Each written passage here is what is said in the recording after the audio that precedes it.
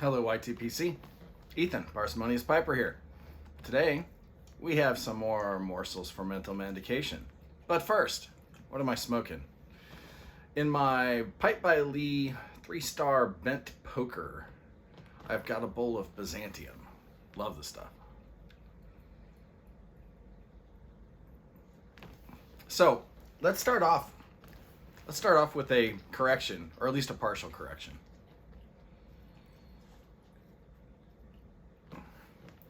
Last week in one of my segments, I highlighted the failure of windmill generated electricity in Texas. But as Aussie E-Piper pointed out to me very correctly, it wasn't just windmills that failed. Large chunks of Texas' entire power grid, including gas, oil, and coal, failed as well. Now, let's look at those non-windmill failures, because part of the blame there was laid at Republicans. Truth is, Texas, going back decades, has had periodic ice storms that have knocked out its power grid. Texas is the only state that has its own independent power grid for historic reasons. Administrations of both parties have chosen over those decades not to fix the problem. The problem isn't partisan. It's just Texans. Folks, y'all need to fix this. Now, renewable energy. Renewable energy sounds great. But the counterexample that was posited was Iowa. Iowa does indeed generate almost half of its electricity from windmills. And Iowa gets a lot of winter storms and snow. However, as a spokesperson for one of those windmill operations up there in Iowa pointed out, since they've installed those, Iowa has never been hit by the kind of storm that Texas saw that deposited multiple inches of ice overnight, and their windmills wouldn't have survived that either. The big question is, if Iowa does get hit by that kind of storm and loses up to 40% of its power generation, does it have enough backup capacity to get through? Interesting question. I don't know the answer to that. They don't either, because it hasn't happened yet. Hopefully, it won't.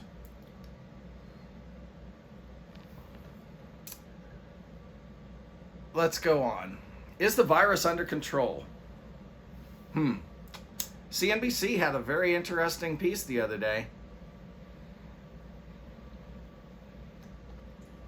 Apparently, 4 states have hit the minimum 60% infection plus vaccination rate needed to minimally say that we've got a herd immunity achieved. Now, truth is, we still don't know whether this virus is going to require 70, 75, even 80% in order to really call it herd immunity.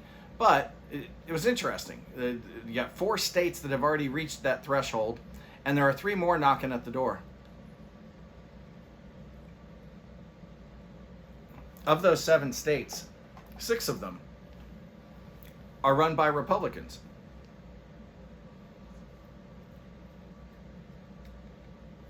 And had lesser or no mask mandates and mandatory business shutdowns, i.e. economic death.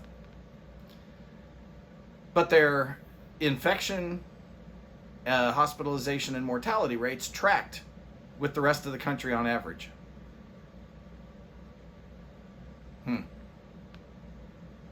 A couple of the epidemiologists that they interviewed said that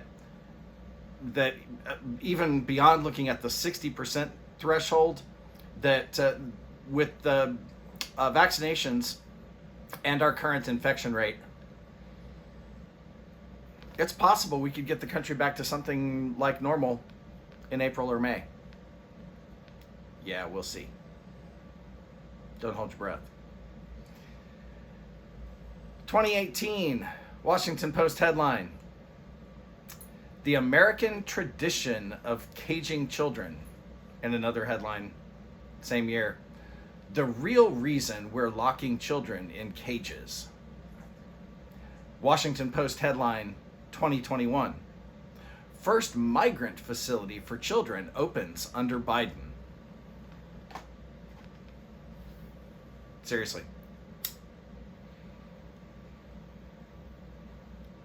So we've gone from kids in cages to migrant facility. Sounds an awful lot nicer. Problem is, the facility they're talking about wasn't actually first opened under Biden. It was first opened under Trump, and for the same purpose. Didn't use it long, but Biden was not the first one to open it. Just a little irony there. But it's amazing how the same facilities can be described using such completely different terms. Kids in cages sounds an awful lot worse than migrant facility to me.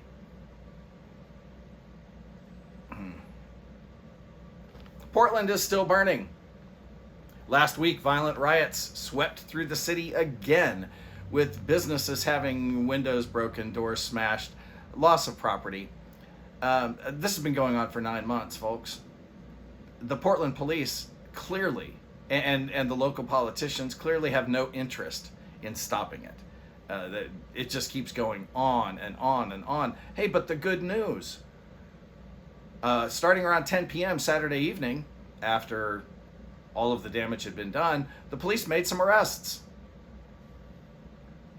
Two arrests. Now, these politicians who have allowed this to go on and on are the same group who tell us we don't need guns, the police will protect us. Will they? Last month was Black History Month here in the US, and to celebrate, Amazon pulled the video Created Equal, Clarence Thomas in his own words, from its Prime digital streaming service. Yes, apparently last month was Black Liberal History Month. Can't have them learning too much about successful conservative blacks. And finally, digital book burning has begun. Sometime last week, Amazon also pulled When Harry Became Sally, which is a response from a conservative author to the transgender movement. And no, this is not some alt-right, terrible, hate-filled, Bible-thumping screed. In fact, a Princeton University political lecturer described it this way: Ryan Anderson has written the definitive book on the transgender phenomenon, ranging across medicine, psychology, culture, sociology, law, and public policy. In doing so, he may have saved the minds and bodies, indeed the very lives, of people he will never know. Princeton. Not a alt-right, ultra-conservative source. Now, this sounds an awful lot like a book that at least deserves some scrutiny, discussion, maybe rebuttal and debate. But let me remind you, once again, the left is not interested in discussion or debate. The left is interested in enforced conformity. We can't even have these dangerous ideas that somehow the things the left is pushing might be wrong. We can't have those horrible ideas even discussed. Digital book burning. Gotta love it. And they blame all of that on conservatives. Well, folks, with that, light something you like. Try the Byzantium. You might like it. Enjoy your afternoon.